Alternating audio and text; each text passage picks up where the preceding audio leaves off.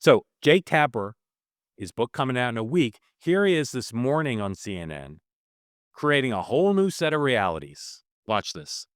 You have an entire White House press corps, though, following him around. And I'm just curious as to whether or not this kind of trying to hide what was happening with the president at the time had an impact on the press corps. Like, why didn't we hear some of these details from what they actually saw and were dealing with trying to get information?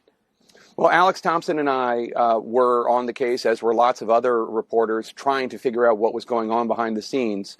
But the bottom line is the White House was lying, not only to the press, not only to the public, but they were lying to members of their own cabinet.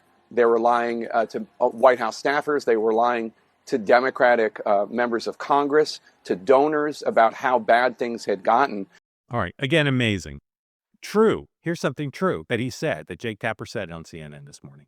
True that there was a cover-up, that senior Biden officials worked very hard to cover up as much as they could his decline, including amongst other people in the government and in the campaign.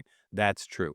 Here's two things that are not true, okay? And this is where the credibility is just so important, that people be honest. I shouldn't be the only one in the media being honest about this. It's bizarre, okay? One thing that's not true is that you needed, that the cover-up was so good that no one could see this, that we couldn't possibly have gotten to the bottom of this during the election. Again, it makes me mental. It was clear.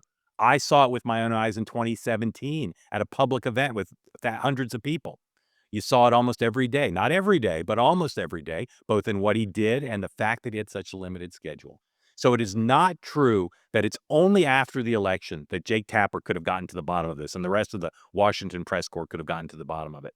The other thing that's not true is that the press is blameless, because they were more than just stymied in the telling of Jake Tapper.